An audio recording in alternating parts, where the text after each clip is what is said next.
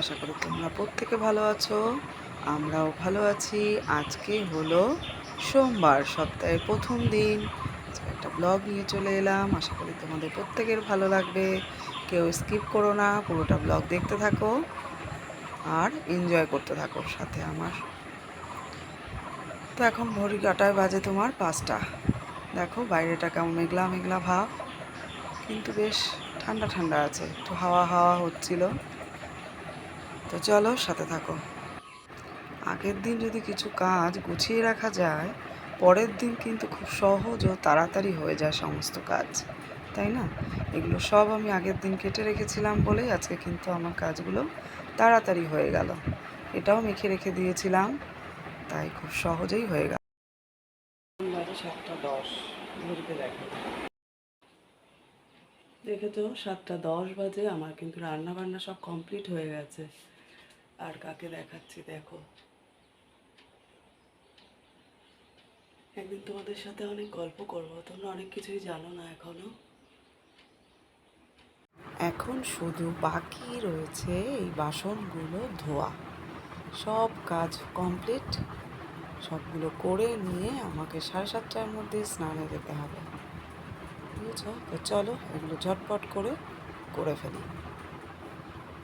এদিকে কিন্তু ভাতও ফুটে গেছে, অফ করে রাখা আছে, ততক্ষণে আমি বাসনগুলো ধুয়ে ফেলবো চটপট করে।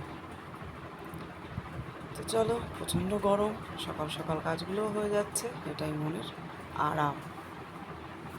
গরমের দিনে যত সকাল সকাল কাজ করা যায়, বিশেষ করে রান্নাঘরের, ততটাই কিন্তু ভালো, আরামদায়ক। আগে আমি স্ল্যাবটাকে ভালো করে একটু ধুয়ে নেব, ঠিক আছে? কারণ প্রচণ্ড তেল তেলে তেল তেলে ভাব লাগছে, রান্না করা হয় তো ছিটকে ছিটকে যায়, ওই জন্য ওখানটা একটু পরিষ্কার করে নিতে হয়। স্কচব্রাইট দিয়ে আগে একটু ভালো করে ধুয়ে নেব,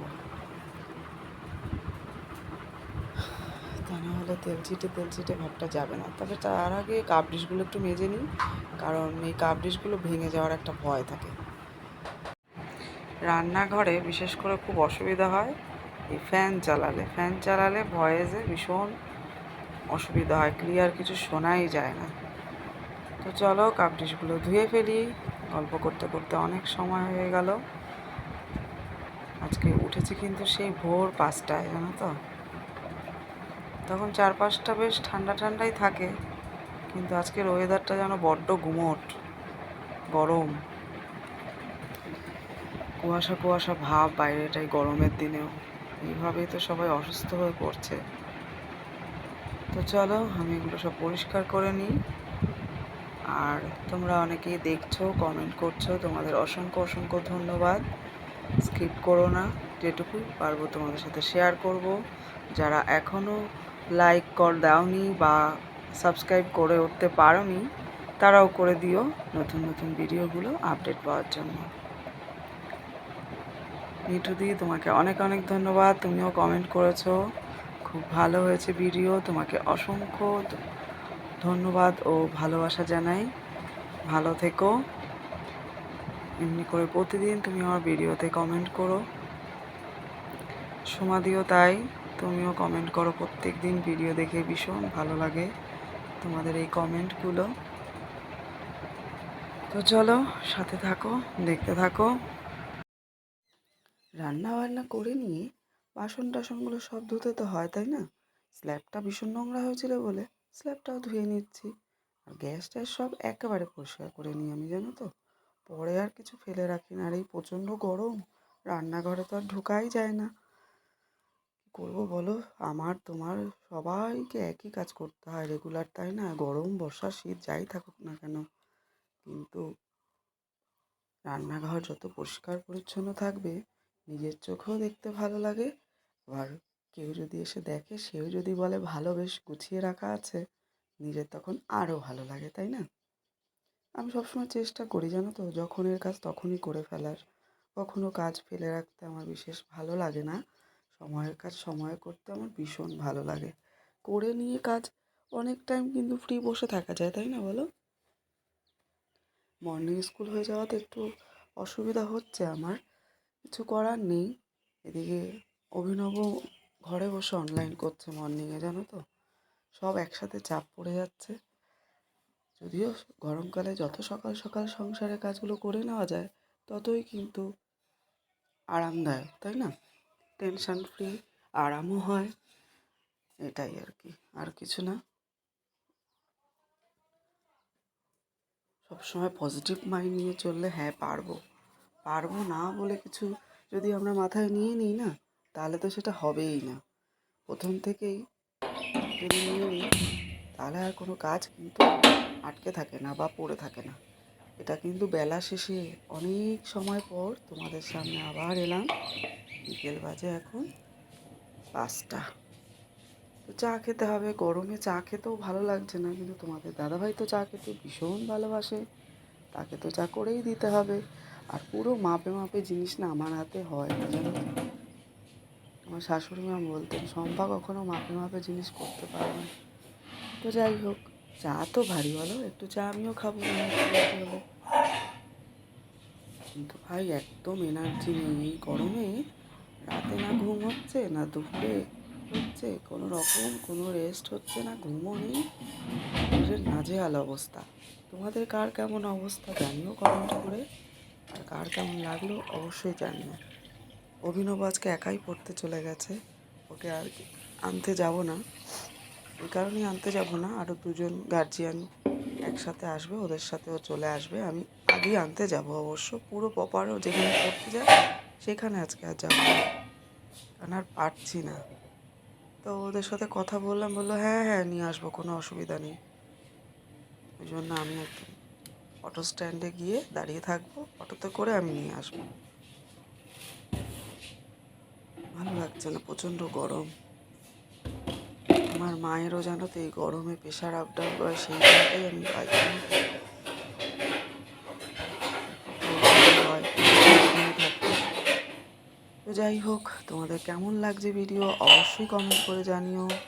ভালো থেকো, সাবধানে থেকো। এই যে দুজনে বিকেলবেলা চাটা একসাথে বসে খাবো এখন। সারাদিনে একটু সময় হয় না, সকাল থেকে ব্যস্ততা ব্যস্ততা, শুধু দৌড়াদৌড়ি। তো যাই হোক, জল ফুটলে কিন্তু আমি আগে চা পাতা দিই, জানো তো, ছেঁকে নিয়ে চিনি আর দুধ মিশিয়ে নিই। কখনো কখনো ওইটা আবার ফুটিয়ে নিই। চাটা খেতে দারুণ টেস্টি। জল ভরে নিই, ফাঁকা হয়ে গেছে ভীষণ। একটা ডাব প্রতিদিন শেষ হয়ে যাচ্ছে, জানো তো, জলের ক্রাইসিস হয়ে যাচ্ছে, মানে দাদাভাই এনে পারছে না, বলছে আরও দুটো ডাব কিনতে হবে আমাদের। প্রয়োজনে আনতে হবে, কিছু করার নেই।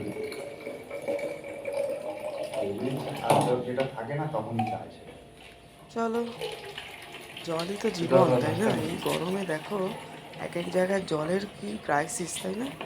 আমরা তো তাও জলটা পাচ্ছি। কত মানুষের কত অসুবিধার মধ্যে আছে এই গরমে, বাইরে বেরোচ্ছে, রোদের তাপ, তো বাইরে তো বেরোতেই বারণ করছে, কিন্তু বেরোতে তো হবেই, এই রোজি রোজগারের জন্য বেরোতে হয়। এক একজনের এক এক রকম, তাই না? যাই হোক, ঈশ্বরের কাছে প্রার্থনা করি সবাই যেন ভালো থাকে, সুস্থ থাকে। চা হয়ে গেল, চলো এবার আমরা চা খেতে যাই। তোমরা আমার সাথে থাকো। এই দেখো রেডি হয়ে নিয়েছি, এবার বেরোবো, বুঝেছ? এখনও অনেক কাজ বাকি আছে, ঘরে অগোছালো পড়ে আছে। এই দুধটা কিনে নিলাম।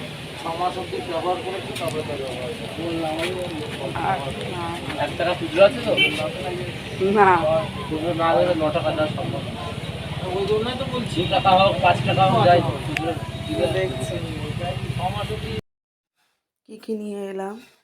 Brown bread, ice cream. এই গরমেই প্রথম আমি আইসক্রিম খাবো এবারে আমরা, জানো। অভিনবতাও খেতে পারছে না, কারণ বেচারা ঠান্ডা এখনও ঠিক হয়নি। এর মধ্যে রয়েছে দুধের প্যাকেট, পেয়ারা, শশা, সব মসলন্দপুর থেকেই নিয়ে আসে। আমাদের বাড়ির কাছে যে দুদিন হাট বসে না, ওখানে জিনিস পাওয়া যায় ঠিকই, কিন্তু ফল বাসি, মানে অনেক দিনের, জল দিয়ে দিয়ে টাটকা করে ওরা বিক্রি করে। দামটাও বেশি নেয়, কিন্তু ভালো জিনিসটাও দেয় না। কিন্তু মসলন্দপুরের দামটা হয়তো একটু বেশি, কিন্তু জিনিসটাও ভালো পাওয়া যায়। যাই হোক, এগুলো নিয়ে এলাম কারণ দই পাততে হবে। দই আমার শেষ হয়ে গেছে, ঘরে পাতানো দই খাই তো। এদিকে দেখো জল রাখা হয়েছে একটু সিঁড়ি ধোয়ার জন্য, কারণ এই অ্যালফাকে অন্য কুকুরগুলো এসে ডিস্টার্ব করে, তো জল ঢেলে রাখলে আসে না। ও জল খাচ্ছে গরমে। এদিকে দুধ জাল বসিয়ে দিয়েছি, কারণ দুধটা জাল হয়ে একটু ঠান্ডা হবে, তারপরে আমি দই বানাবো। এবার এই আইসক্রিমটা আমি খাবো, আর ভালো লাগছে না। দেখো এই ফুলের কালারটা কার কেমন লাগছে বলো, আমার তো খুব ভালো লাগে, ওই জন্য তোমাদের মাঝে মাঝেই দেখাই। এই যে দুষ্টু খেতে বসেছে রাতের ডিনার, এখন বাজে রাত 11:30। তো সবাই ভালো থেকো, সুস্থ থেকো। দেখা হচ্ছে নতুন একটা ভিডিওর সাথে। ততক্ষণ সবাইকে শুভরাত্রি বলে এই দেখো দই পাতিয়েছি। দেখা হচ্ছে আবার পরে। টাটা, সবাই ভালো থেকো।